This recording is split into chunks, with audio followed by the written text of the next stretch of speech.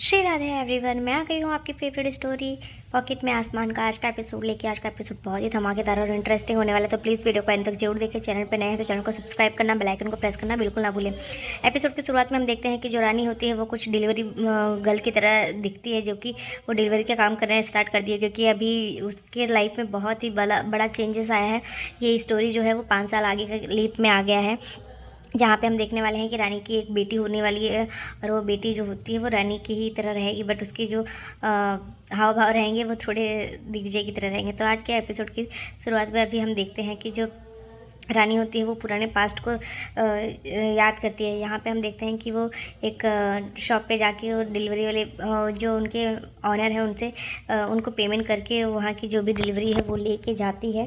और यहाँ पे हम देखते हैं स्टार्टिंग में कि रानी ने जैसे ही उसको देखा रहता है दिग्विजय को अनीशा के साथ, तो उसको बहुत बड़ा झटका लगता है और वो ही बहुत रोती है, अपने आप को संभाल नहीं पाती। वो अपने आप को बहुत संभालने की कोशिश करती है, बहुत रोती है कि ये सब कैसे हो गया मेरे लाइफ में, ये सब कैसे हो गया। जिसका अगर दिग्विजय की लाइफ में कोई और है तो फिर मेरा यहाँ पे होना ना होना बराबर है, और मेरा कोई वजूद नहीं है। फिर दिग्विजय की लाइफ में वो खुद को बहुत रोती है, संभालने की कोशिश करती है, पर उसे हर वो चीज़ें याद आती रहती हैं कि वो किस तरीके से एक दूसरे उसने कितनी कोशिश की थी एक दूसरे के साथ अच्छे से रहने की, और वो याद करती है वो सारी बातों को कि किस तरीके से वो दिग्विजय के साथ रहती थी। तभी यहाँ पे हम देखते हैं कि उसके पास वो अपनी बेटी को फ़ोन करती है। वो उसे याद आता है कि उसको फ़ोन लगाना है अपनी बेटी को, और वो फ़ोन लगाती है जैसे ही अपनी बेटी को, तो वो जैसे ही वो उठाती है बेटी उसकी फ़ोन, तो उससे बात करने की कोशिश करती है, और वो उससे बोलती है कि हाँ माता रानी बोलिए, आपको तो दिन भर में मैं कितनी बार आप मेरे को फ़ोन करके बार बार बोलती हैं, मैं तो बड़ी हो चुकी हूँ, मैं खा लेती हूँ खाना खुद से, होमवर्क भी फिनिश कर दिया, और रात को मैं 10 बजे ब्रश करके सो भी जाती हूँ। तो इस तरीके से वो उसे बोलती है कि ठीक है, अच्छे से ध्यान रखना और ज़्यादा परेशान मत करना। जो आई रहती है तभी वहाँ पर आई आ जाती है उसकी, और वो उसे बोलती है कि क्योंकि वो बहुत प्यार करती है उससे, और वो बोलती है कि तुम ही तो मेरी सब कुछ हो, और तुम्हें अगर फाइट करना है तो तुम्हें स्ट्रांग बनना पड़ेगा ना। तो तभी यहाँ पे हम देखते हैं कि वो आई जैसे ही फ़ोन उठा के उससे बात करती है, तो आई को बोलती है कि आई आपकी वजह से ही तो मैं यहाँ पे डिलीवरी करने आ पाती हूँ, वरना तो फिर मेरा क्या होता पता नहीं। तो फिर वो उसे बोलती है कि हाँ तो टेंशन मत लो, जल्दी घर आ जाना। तभी यहाँ पे जैसे ही वो फ़ोन रखती है तभी उसके घर पर एक छोटा सा बच्चा आता है, वो उसे परेशान करता है, तो वो उसे डांट लगाती है और उसे डरा के भगा देती है, क्योंकि वो भी जिस अंदाज में डराती है वो बिल्कुल दिग्विजय की तरह लगती है। तो यहाँ पे वो जैसे ही डराती है तो आई जो होती है वो आती है और उसे बोलती है कि क्यों डांट रही है उसको। तो बोलता है कि बोलती है कि आप तो मुझे ही बोल रही हो, उसको क्यों नहीं बोल रही। तो फिर उसे बोलती है कि ठीक है कोई बात नहीं, आजा अब उसको डांटूंगी मैं। और फिर इसके बाद हम देखते हैं कि जो आई होती है वो उसको बोलती है चल मैं तेरी चोटियाँ कर दूँ। तो चोटी करने के लिए वो बैठती है, तभी वो उससे बोलती है कि आई मेरे को राजा रानी की कहानी सुनाओ ना। तो वो बोलती है कि नहीं आज तुझे मैं दूसरी कहानी सुनाऊँगी। तो बोलती है कि नहीं मेरे को राजा रानी की कहानी सुननी है। तो वो राजा रानी की कहानी सुनाने के लिए जाती है, तभी वो रानी की ही स्टोरी सुनाती है कि किस तरीके से वो इस शहर से दूर एक शहर में एक रानी रहती थी, जो कि बहुत ही सयानी थी, और वो अपना घर छोड़ के किस तरीके से यहाँ पे हम देखते हैं रानी की जो रानी के ऊपर बीती होती है वो बताती है। और रानी उस घर से निकलती है तो वो सबको याद करती है और सबके लिए सोचती है कि मैं इस घर से जा रही हूँ, सब लोग मुझे माफ़ नहीं कर पाएंगे, पर मैं क्या करूँ, मुझे इस घर से जाना ही पड़ेगा, क्योंकि जब दिग्विजय की लाइफ में मेरा कोई वजूद नहीं है तो मैं यहाँ रहने का कोई मतलब नहीं है। और यहाँ पे हम देखते हैं वो बहुत रोती रहती है, और वो उस चीज़ को याद करती रहती है कि किस तरीके से वो अनीशा के पास चला गया, और वो हर वो मोमेंट याद करती ही रहती है कि उसे अनीशा के साथ कितना अच्छा लगता था, वो खेलता रहता था, उसके साथ बातें करता रहता था। और यहाँ पे तो वो उसने उसे उसके ऊपर हाथ रानी के ऊपर हाथ उठाने की भी पूरी तरीके उसके ऊपर हाथ उठाना भी चाहा था, मतलब वो उसका हाथ भी छूट गया था गुस्से में। तो इस तरीके से वो सारी बातों को याद करती है, फिर वो यहाँ से घर से निकल जाती है। पर यहाँ पे हम देखते हैं कि रानी सब मोमेंट्स को याद करती है दिग्विजय के साथ, किस तरीके से उसने होली खेली उसके साथ, वो अपने बेटे के लिए जब उसका फर्स्ट टाइम उसको बेबी बम्प आया था, उसने किक मारा था, तो वो सब चीज़ों को याद करती रहती है। और यहाँ पे हम देखते हैं कि रानी उससे अभी भी बहुत प्यार करती है, पर दिग्विजय की इस काम की वजह से वो उससे बहुत नाराज़ होती है। और यहाँ पे नारायणी आंटी भी उसे बहुत सपोर्ट करती थी। वो सारी बातों को याद करती है कि किस तरीके से उसको कितना प्यार दिया गया इस परिवार में। और यहाँ पर हम देखते हैं कि जो रानी होती है वो बहुत रोती रहती है और गांधी कुंज छोड़ के चली जाती है। और यहाँ पे हम देखते हैं कि वो जैसे ही गांधी कुंज छोड़ के जाती है तो वो एक मंदिर में आती है, और मंदिर में बहुत बारिश होती रहती है उसी दिन, और वो बहुत दर्द होता है उसको, और उसी दिन उसका डिलीवरी होने वाला रहता है। तभी यहाँ पे हम देखते हैं कि वो मंदिर के सीढ़ियों पर बैठी रहती है, तो कुछ लोग जो होते हैं वो माता रानी का भजन करते रहते हैं। तभी सब जो आई लोग होती हैं वो लोग बोलती हैं कि डॉक्टर को बुलाओ, डॉक्टर एम्बुलेंस को बुलाओ। पर रानी जो होती है वो बोलती है कि आप लोग मेरी डिलीवरी कीजिए, मैं अपने बच्चे को खोना नहीं चाहती और मेरा बच्चा भी मुझे चाहिए। और यहाँ पे वो जैसे जैसे बताती है सबको, तो वैसे वैसे वो लोग करते हैं, तो उसकी डिलीवरी होती है। तो यहाँ पे हम देखते हैं कि वो यही कहानी स्टोरी सुनाती रहती है उसके बेटी को। तभी किस तरीके से उसका बेबी हुआ तो वो बताती है। तो वो पूछती है कि पर आई इसमें तो राजा तो है ही नहीं। तो वो बोलती है कि पर मेरे को राजा का एड्रेस नहीं पता है। इतना बोल के फिर वो सोचने लगती है कि रानी के हस्बैंड के बारे में। तभी दूसरी तरफ हम देखते हैं कि जो दिग्विजय होता है वो सारे बच्चों के लिए एक कैंप स्टार्ट किया रहता है, एक चैरिटी स्टार्ट किया जाता है उसमें, जिसमें वो सारे बच्चों को खुशियाँ देता है, सारे बच्चों के लिए गिफ्ट्स लाता है, और सारे बच्चों का वो नरिश द फ्यूचर करके ऐसा एक उसने एक ये प्रोजेक्ट स्टार्ट किया रहता है, जिसमें वो सारे बच्चों के लिए सब कुछ करेगा।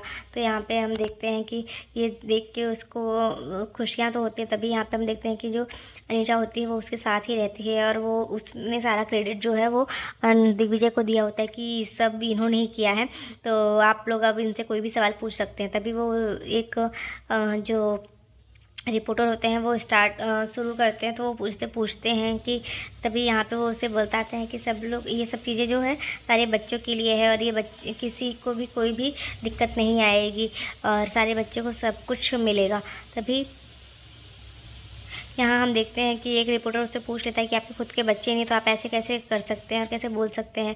तभी ये इतना सुन के वो बहुत ही मिस करता है अपने बच्चे को, और फिर वहाँ से वो चला जाता है उठ के बिना कुछ जवाब दिए।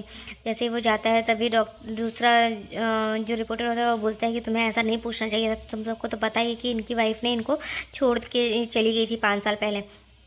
इतना बोल के फिर वो उससे बोलती है कि मुझे नहीं पता था कि वो उनको इतना बुरा लगेगा। दूसरी तरफ हम देखते हैं कि रानी जो होती है वो अपनी डिलीवरी करने के बाद बोलती है कि अभी एक और काम बाकी है। मतलब जैसे ही वो लास्ट डिलीवरी कर देती है अपना वहाँ पे, तो वो उसे बोलती है, अपने आप से बोलती है कि अभी कुछ और इम्पोर्टेंट काम बाकी है, अभी करना पड़ेगा। तभी यहाँ पे हम देखते हैं कि जो रानी होती है वो डिटेक्टिव बन के जाने लगती है हर जगह, और एक ब्लैक कोट पहन के और मास्क लगा के वो जाती है, कैप लगा के जाती है। और यहाँ दूसरी तरफ हम देखते हैं कि दिग्विजय जो होता है वो बहुत ही परेशान हो जाता है, उसे ऐसा लगता है कि अब क्या होगा। मतलब उसे याद आती है अपने बच्चों को, बहुत मिस करता रहता है। यहाँ अनीशा उसको संभालने की कोशिश करती है कि तू टेंशन मत ले, सब कुछ ठीक हो जाएगा। दिग्विजय तू क्यों ऐसा कर रहा है। पर वो बोलता है कि मैं कितना अनलक्की हो कि मैं अपने ही बच्चे को अपने गोद में उठाने से पहले उसे खो दिया। तभी यहाँ पे हम देखते हैं कि अनीशा जो होती है वो उसे बोलती है कि अब किसको पता था कि वो बच्चा बेजान पैदा होगा। तभी यहाँ पे हम देखते हैं कि वो उसे फिर से रानी के खिलाफ भड़काती रहती है, और यहाँ पे दिग्विजय जो रहता है वो अपने बेटे को याद करता रहता है। तभी वो जैसे ही वहाँ से जाता है तो अनीशा यही सोचती है कि 5 साल हो गए पर अभी भी ये उस रानी को भूल नहीं पाया है। तो यहाँ पे वो अभी भी चाहती है कि वो उससे प्यार करने लगे और उसके साथ वो शादी करके नई दुनिया स्टार्ट करे। पर अभी भी दिग्विजय जो होता है उसे अपने बच्चे की याद आती रहती है, और वो कहीं ना कहीं रानी को भी मिस करता है। और रानी जो होती है यहाँ पे वो अपने मिशन पे चली जाती है, क्योंकि वो अब सबकी हेल्प करती है, वो दूसरों की जिसके साथ भी अन्याय होता है उसके साथ उसकी हेल्प करती है। यहाँ दिग्विजय जो होता है वो रानी को याद करता रहता है और रोता रहता है, क्योंकि वो उस समय याद करता है कि किस तरीके से वो उसके बच्चे की हार्ट बीट को सुनता रहता था, और किस तरीके से वो जब वो बच्चा किक करता था तो वो देखता था। और यहाँ पे हम देखते हैं कि वो जासूसी करने के लिए जैसे ही देखती है कि एक आदमी ने अपने माँ बाप को इस तरीके से वृद्धाश्रम में छोड़ दिया था, तो वो उसको ही सबक सिखाने के लिए जाती है, और फिर उसके साथ उसको बोलती है कि अगर कल तक ये तुम्हारे माँ बाप यहाँ पे नहीं आए ना, मुझे हंसते हुए नहीं दिखे, तो फिर देख लेना, आज तो सिर्फ दिखाया था, तो मैं लटकाया था बाहर, और कल तो फिर छोड़ दूँगी मैं।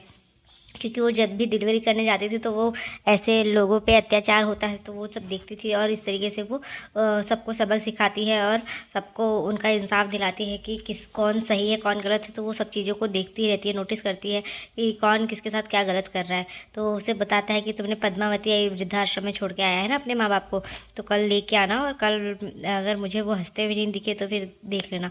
तो उससे पूछता है कि कौन हो तुम, कौन हो? तो फिर वो बोलती है कि मैं कौन हूँ कौन नहीं उससे मतलब नहीं है तुम्हारा। फिर दूसरी तरफ हम देखते हैं कि वो इसी तरीके से सबकी हेल्प करती है।